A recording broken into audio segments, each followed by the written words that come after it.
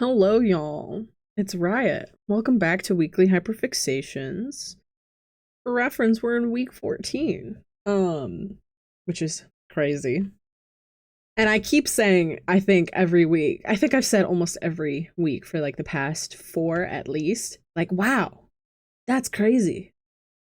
I don't think I will ever be over it, I guess. Okay. This week is kind of a silly one. I'll be so honest. So let's get into it. We had the Nintendo Switch 2 Direct literally the day that last week's episode was posted. So it didn't make it into last week's episode. So it's here. Excited about Mario Kart World. Very much. You do have to buy very expensive game, very expensive console in this economy. Doesn't mean I'm not excited because, you know, even if I can't get it, I can watch people who can. You know what I mean? So there's Mario Kart World, which of course people immediately were like, where's Rainbow Road? Because every Mario Kart game has gotten a new version of Rainbow Road. To which I say, they could handle it like how Pokemon games have DLC now, where they will have a DLC that is in the sky. And I know there's the immediate qualm of, but you're supposed to be able to drive to every race course. Cool. Use one of the Rainbow Road tracks, use the new Rainbow Road track to go up to the rest of them. You know what I mean? Or you could Donkey Kong barrel shoot us up there. Like, there are ways to do it that would make enough sense, but I understand. All of the outfits, very, very hype. I would also, you can play as a lot of Mario monsters, like the bonefish, I don't know what they're called, but they're like this big. They've got the little wings on them. And then, you know, Wiggler, one of the Mario ghosts that isn't a Boo specifically, the other one, don't know if they have a different name. I assume they do. So there's a lot of things like that. The bats from Choco Mountain, at least that's my brain's reference for those bats, but you can drive your Mario Kart as one of those. There's like 50 playable characters on that roster, which is really insane. And I will get to my favorite one later, which, to anyone who's played Mario Kart with me, you won't be surprised considering I request that track every time because it's one of my favorites. Moving on, GameCube emulation as a part of the Nintendo Switch Online expansion pack thing. Very cool.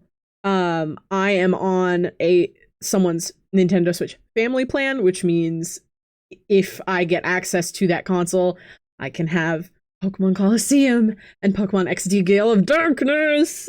Ah! Okay, that was a terrifying noise I just made. I'm sorry. Also, not very big to me in the sense of I'm not going to play it, but the new console exclusive Souls game from Software. Crazy work, y'all. Mainly just because it's console exclusive. That's almost weird. They're really confident in this thing's power, clearly. And a thing that I thought was a little concerning is Nintendo Switch 2 editions of games. The only reason I'm really concerned about it is because, like, I'm definitely going to wait to get the Pokemon game, Legends ZA, until I can get that new console, because I do want that better frame rate. I do want that better processing power. But also, there's going to be a Nintendo Switch 2 version of Harvest Moon Grand Bazaar. And there better not be a lot of differences between the two, because I do not want to have to wait for that one. Especially if I don't have to. So, a little conflicted on that. Also, just in general, it seems a little weird, but Um, Very huge for a lot of the homies. Deltarune 3 and 4 announced. And listen, I know we all saw that TV headed boss thing. I know you bitches all gonna go crazy for that. I don't personally go crazy for things like that, but I bet my bottom dollar I will go ham for that boss fight music because the music is really what I latch on to.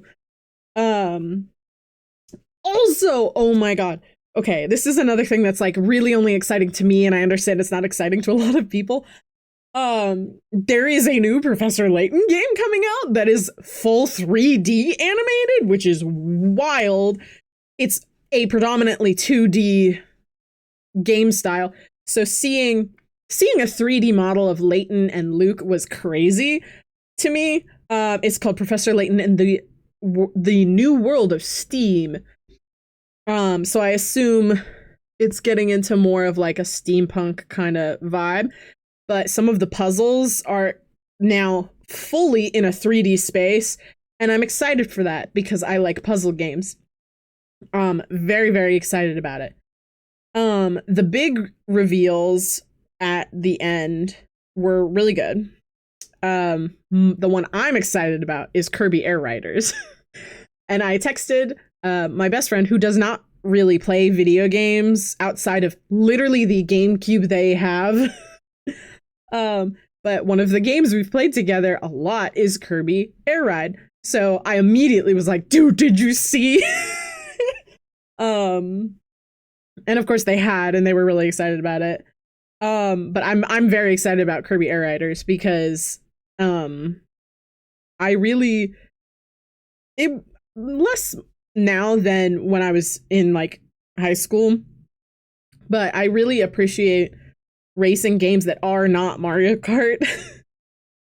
Mostly because it's, you know, everyone knows Mario Kart, so everyone's inclined to play that one. But give some love to the other racing games maybe, even if they suck.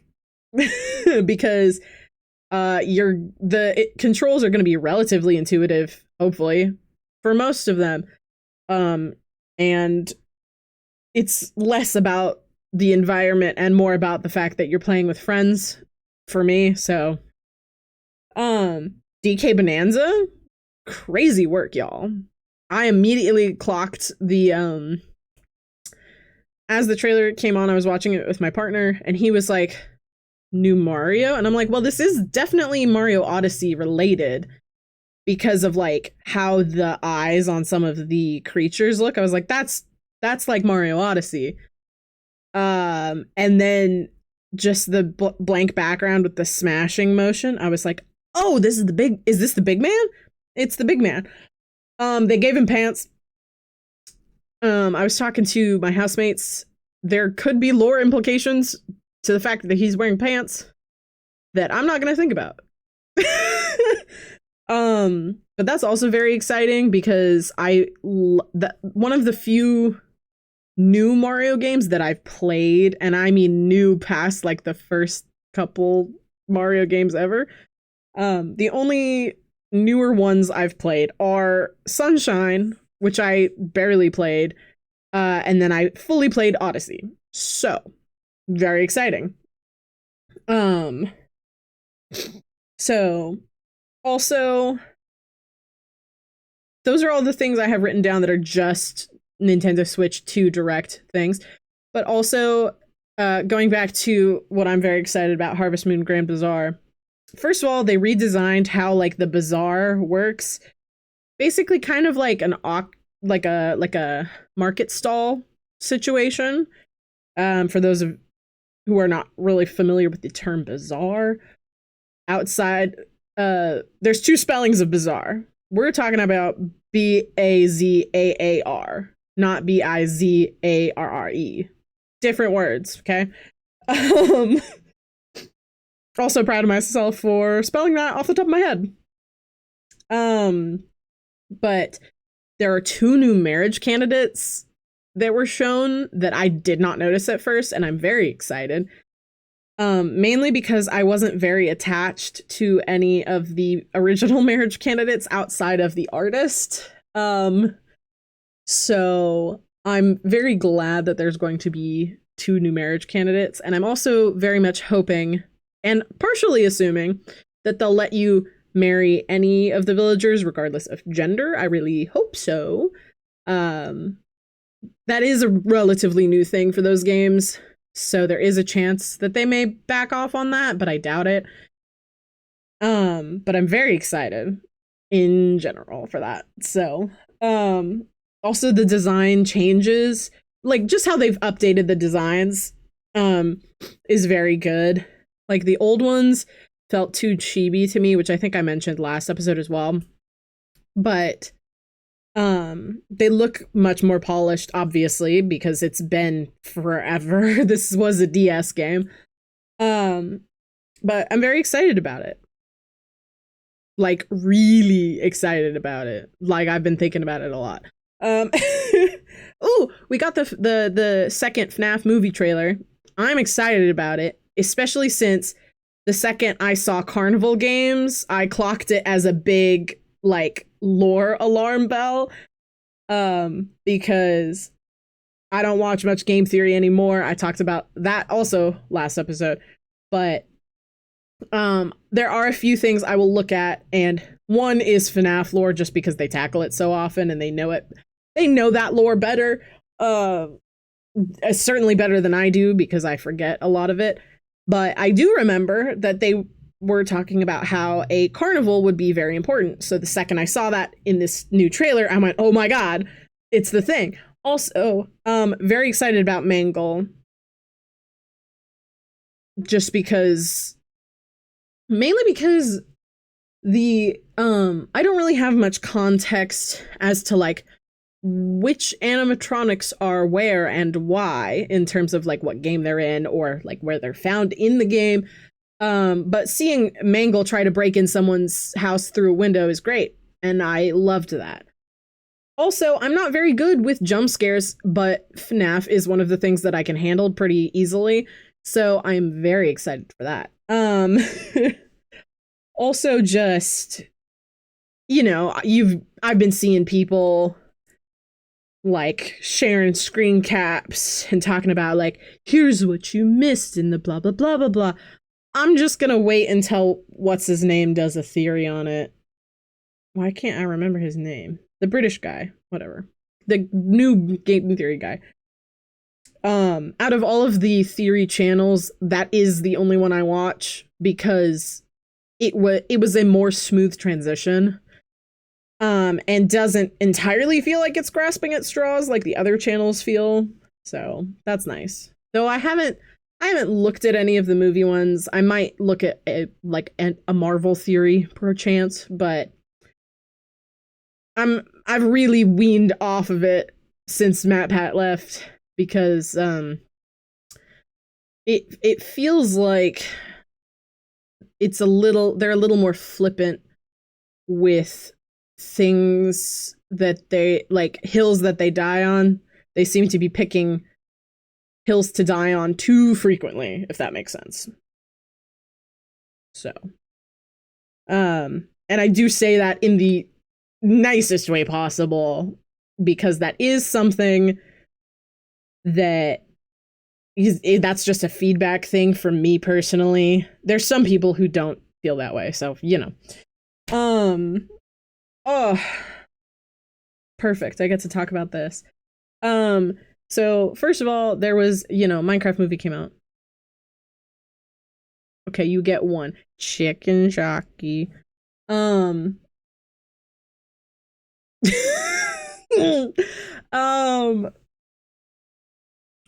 been seeing some really good deconstruction memes of chicken jockey. It's really good. Shout out to, first of all, the leaked CGI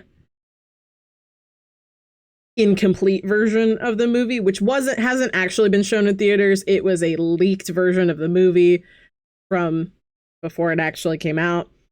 But I think it's silly to think that there are people who saw that in theaters, but whatever. Um, However, shout out to how did they put Old Man Yowie in my Minecraft movie?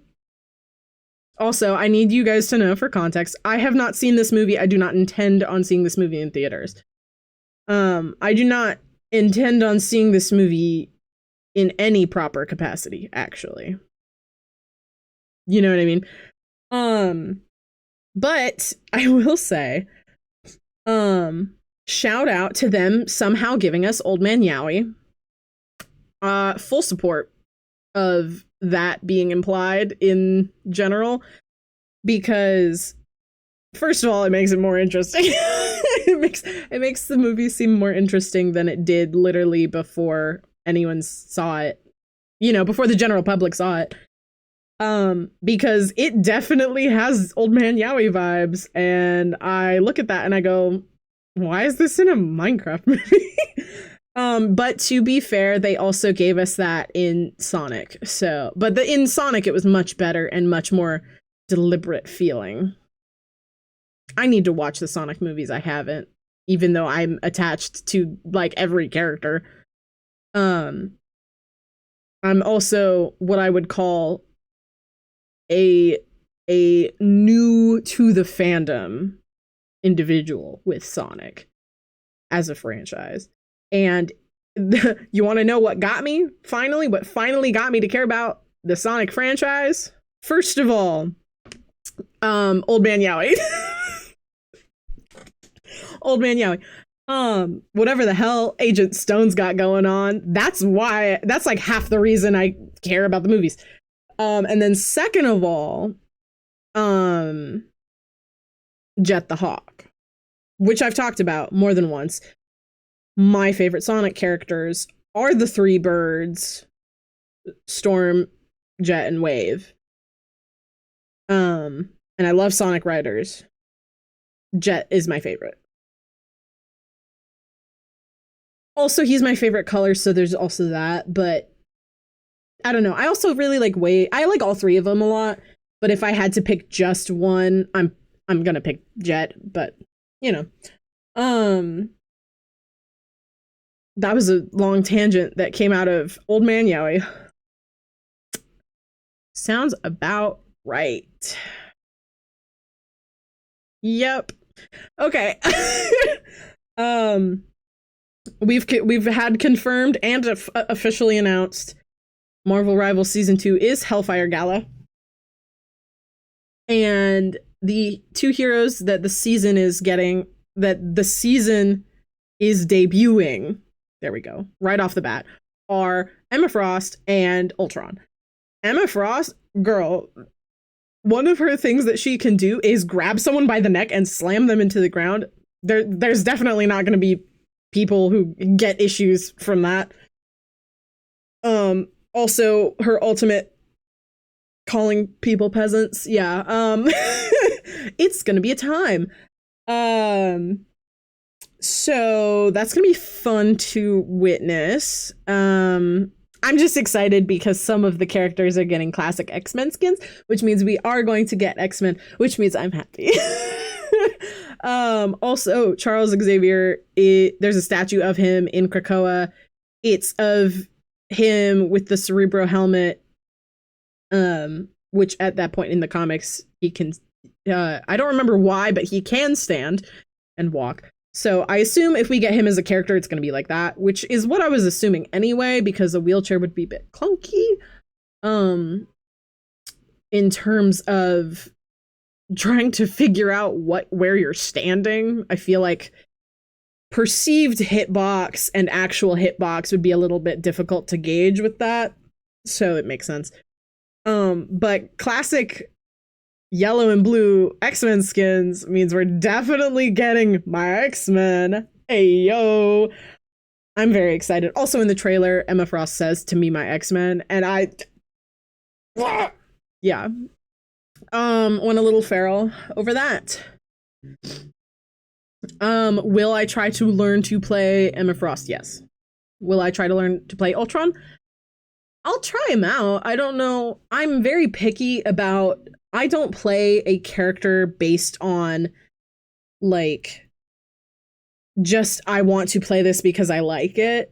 I pick what characters to play based on how they feel for me to play. So, in terms of Vanguard, I generally play the Thing. Very easy to play. Also, just because I tried playing Magneto and I don't think I understood the assignment there. So, yeah. And then for Duelist, there's multiple characters I will play in as Duelist. I will play Johnny Storm. I will play Star-Lord. There we go. Forgot his name for a second. And I will play Punisher. And you'll notice that 2 out of those 3 just have weapon that go fast, basically. And that's because it's hard for me to track movement very well. So I kind of have to have something that is a spray and pray situation.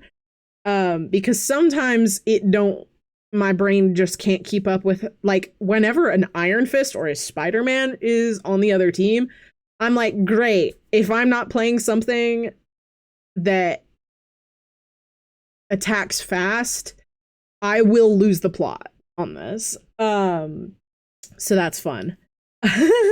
I live in fear of Iron Fist mains. I wish I was you. Okay. But also I don't think I'm good enough at Iron Fist to play him. I haven't played him in matches at all because I don't think I'm good enough at it. But I will try the new characters. Oh, and then in terms of healer, I only play Jeff because I don't like playing healer, and Jeff's the only healer that is like immediately comprehensible. So if I need to play a healer, I do know how to operate at least one. You know what I mean? Hopefully I haven't really played as like Invisible Woman or Luna, or I don't think I want to try my luck with Cloak and Dagger, actually. Anything that switches between things is a bit wonky in my brain. Like back in Overwatch, would never play Moira. I do, and therefore I do not play Scarlet Witch. But yeah, I'm not good at playing a healer, like, at all. So, that's whimsical and fun, I guess. Also, I've been avoiding competitive like the plague because I would like to play with my friends, but until season 2 comes out, the memory leak issue will not have been fixed, and therefore my computer can't have Discord open as well. And I'm not going to play competitive by single queuing. No thank you. No thank you. Especially since I am AFAB. That seems like a bad idea. So, anyway, that was very loud. My apologies. I'm very excited for the Hellfire Gala. Like, way like I'm unreasonably excited. Like, I don't usually buy battle passes for games. You bet your bottom dollar I'm getting this one. Are you kidding me? And hey, if they bring more X-Men characters in season 3, I'm doing it again. These are my homies. Listen, the only Marvel characters I cared about prior to my hyperfixation on the X-Men were Spider-Man characters specifically. Because my favorite Marvel character is Dr. Octopus. So, now that I've graduated into a full team of characters I like and hyperfixate really badly on, we're all good now. No, we're not. I've planned 2 cosplays. I covered all of my regular notes already. We're gonna move on to the good old-fashioned pyramid. This pyramid is completely silly. So, I'm gonna be right back to double check something on the pyramid because there's a pronunciation thing that I want to make sure I get right. So I'll be right back. All right, we're back. If I say the thing wrong, which I think I got it right, but if I say it wrong, someone please, for the love of God, correct me when I get to that point. The majority, well, actually, everything on this pyramid is there for silly reasons, and pretty much everything on here is silly in general. So at the bottom of the pyramid, in our first slot, we have Mario Kart World Peach. This version of Peach is only on here because of all of her little outfits. And, you know, everyone has their outfits. Waluigi's got one. I could have put Waluigi on here, man. That's okay. Waluigi can be on the next one. But it's absolutely because of all the little outfits. It reminds me of Mario Kart Tour, but in a better way than Mario Kart Tour, because in Mario Kart Tour, that's the gachapon, that's the gacha hell aspect of it. So this is better. So, you know, it is what it is. I forgot I put this on the pyramid. Next up on the pyramid is the April Fool's joke that my housemate did on Twitter. So the second slot on the pyramid goes to this low quality image of Jamie Lee Curtis. Thank you, low quality image of Jamie Lee Curtis. Next up on the pyramid is that same roommate's cat, Soda.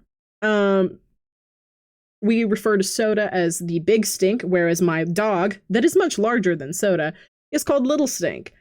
Very stinky cat. Very silly. Very talkative cat. Also, I named my cat in Fields of Mystria in one of my profiles after Soda. So, yeah. Very cryptid. Very good. Soda's on the pyramid because, please look at this stinky cat. Basically. So those are the silliest soldiers on our pyramid. Two of which are literally only things that happened in my household. But it was really hard to pick things for this week's pyramid, so bear with me on that. Next up on the pyramid, a much more logical choice this week, we have Emma Frost. She's on this pyramid because she is the person who runs the Hellfire Gala. And also her moveset in Marvel Rivals looks like it's going to be really interesting and really fun. And also, I think it's just really funny because it's absolutely, you know, people refer to this game as a gooner game.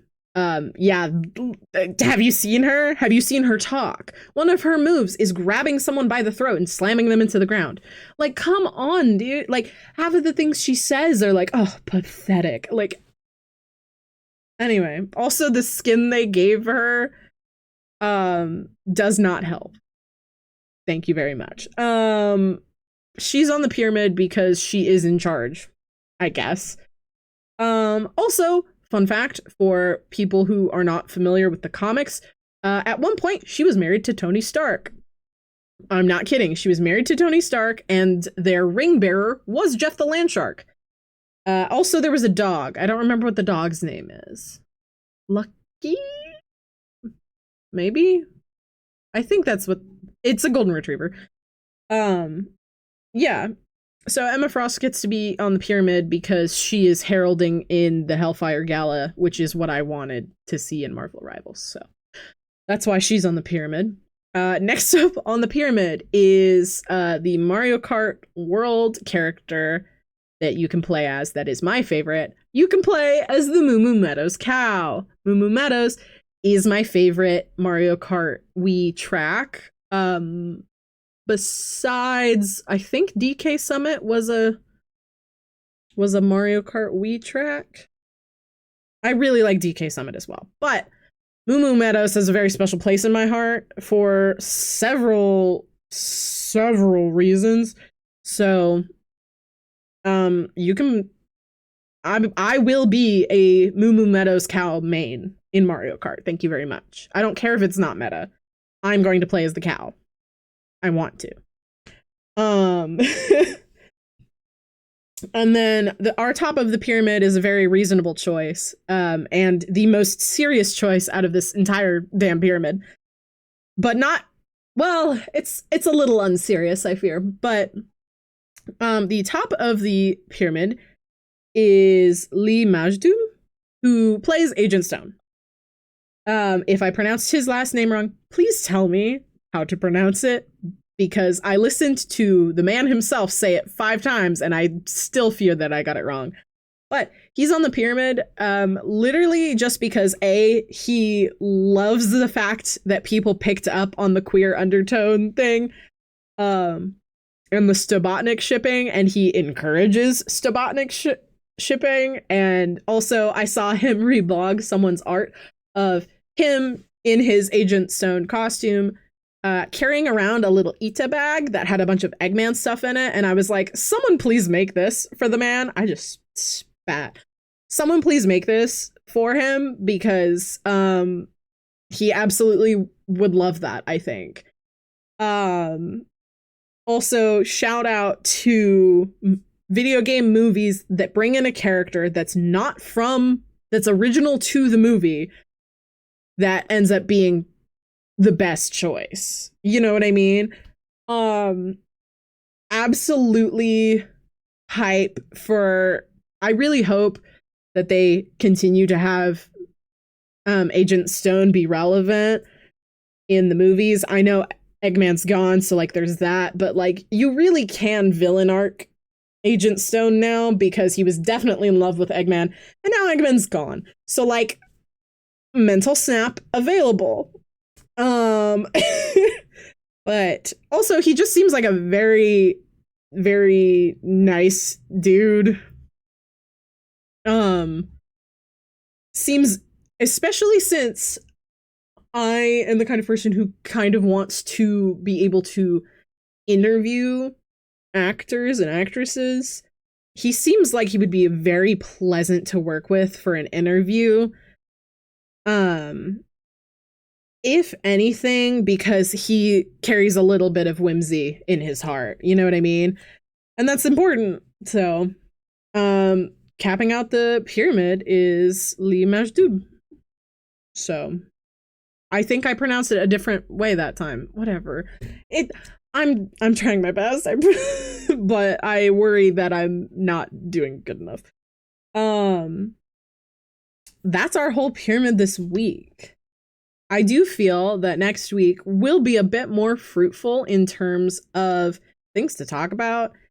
There's not really much that I paid attention to this last week outside of the Nintendo Switch 2 Direct and the Minecraft movie and the FNAF trailer and Marvel Rivals. I only really focused on 4 things this week, so I've already got some things on the docket to save for next week to talk about, so we'll have a much more fruitful week next week, I think. Not to say this week wasn't fruitful, I think it very much was. But yeah, also, for reference, I've talked about it a couple times. I finally had my D&D session 0 with my player group. It went really well. I'm very excited about it. I was worried that my ADHD would take over, and it didn't. So I really won the battle there. Also, it really shows how prepared I was. And I'm very excited. We are trying to plan a session. Hopefully, at least one session this month. Getting the first session done this month. Hopefully. Asterisk, hopefully.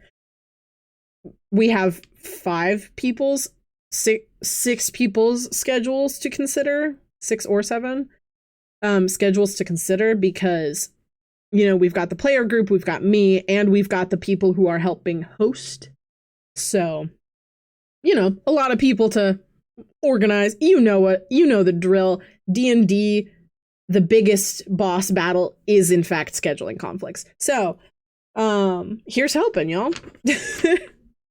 That'll be all for this week. Honestly, I noticed when I was uploading last week's video that these have been actually a lot longer videos than they were originally, so I am trying to cut it down a little bit this week. So, hopefully a little bit shorter video this week than the past couple of weeks. But either way, thank you all. Thank you so much for watching. As I always say, viewership is very important to me, and I thank you for being here. That'll be this week's Weekly Hyperfixations. I'll see y'all next week. Same time, same place. And, yeah, that's the tweet, I guess. I'll see y'all next week. Have a good one, y'all. Bye.